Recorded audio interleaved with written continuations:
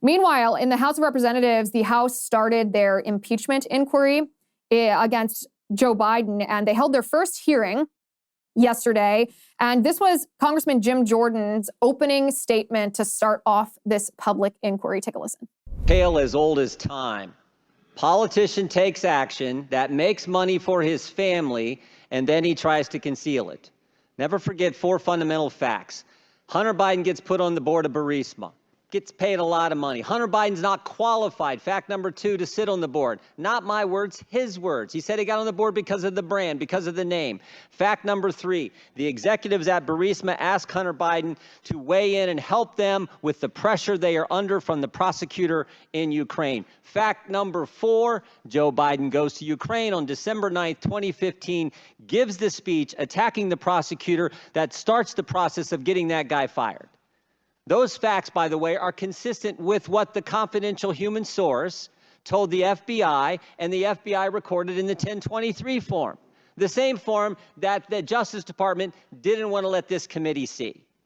And all those facts, all of that was further confirmed yesterday with the information that the Ways and Means Committee released from the whistleblowers Shapley and Ziegler. Here's a communication from Hunter Biden to an executive with Burisma. Devin and I do feel comfortable with Blue Star strategies and the ability of Sally and Karen to deliver.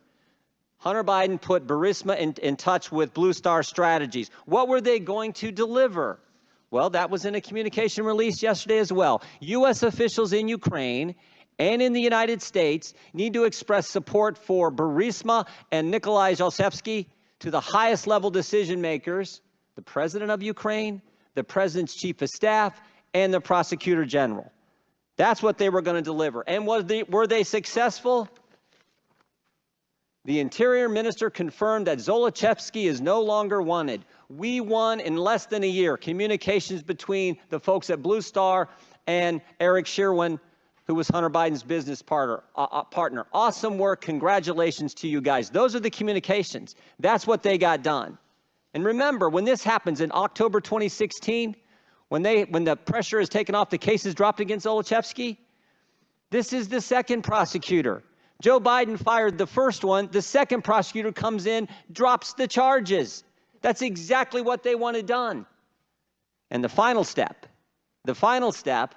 is the Biden Justice Department tries to sweep it all under the rug. They slow walk the investigation. They let the statute of limitations lapse for the most important years, 14 and 15, the Burisma years when all that income's coming in. They try to put together this sweetheart deal and get it past the judge.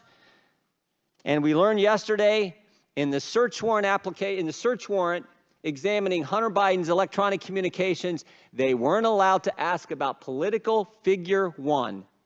Political figure number 1 is the big guy, is Joe Biden. And they would have gotten away with it all.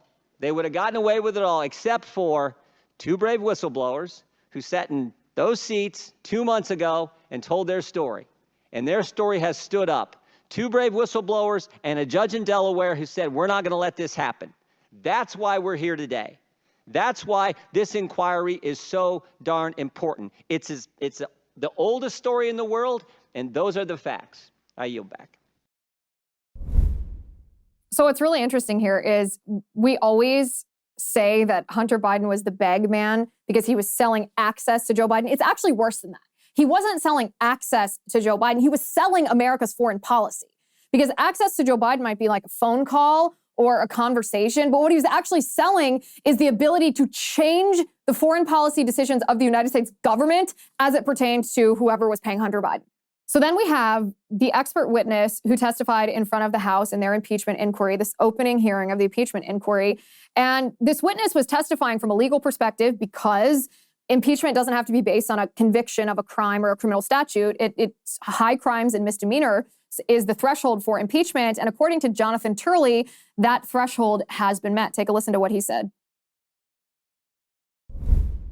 Last week, the Attorney General told us that Weiss had the authority because I promised him he would have the authority if he asked it. That seems to me to be something different. It's what he said to the Senate, he's got full authority, no problem. Last week, he told the House Judiciary Committee he had authority because I promised if he come talk to me, I would give him the authority that I already told the Senate he had. Do you see a concern there with false statements coming from the Biden Justice Department?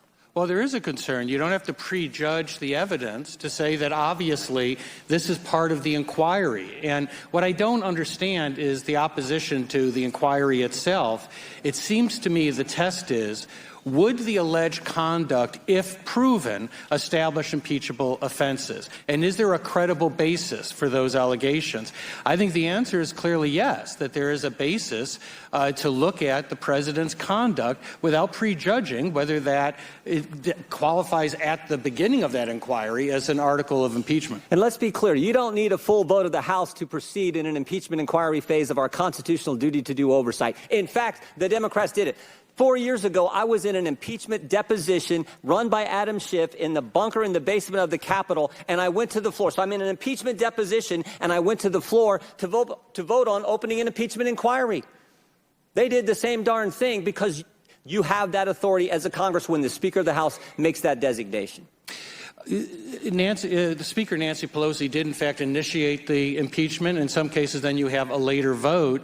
I've said in my testimony, I consider that the best practice to have a vote of the House. But the court that was referenced earlier looked at this and said that the Constitution does not require resolution. Actually said if you look at all the impeachments, often there wasn't a resolution. That doesn't mean it's not a good practice, but the Constitution itself does not require such a resolution.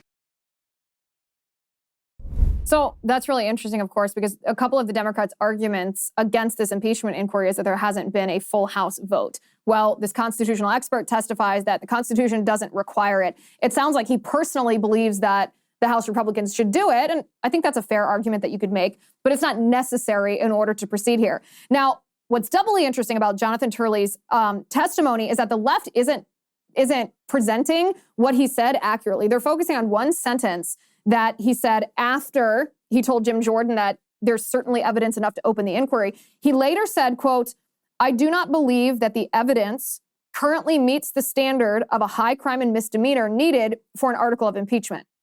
And that sentence, without any context, just that narrow sentence, is being used in all the leftist headlines. I mean, anywhere that you look, you open the New York Times, the Washington Post, Politico, you open CNN, MSNBC, they all are quoting Jonathan Turley saying that specific line. But the interesting part of Jonathan Turley's prepared statement, his prepared opening statement, as he was differentiating between what is necessary to open a valid inquiry versus how you would convict someone or vote to impeach someone. And he was separating due process, meaning that you don't impeach someone without going through the due process, with what would be necessary as a threshold to open this impeachment inquiry. So the left is deliberately misrepresenting his statements because they want you to think that the House GOP's own witness said that this wasn't enough to impeach Joe Biden. Fortunately, a Republican Congresswoman, Nancy Mace slammed the left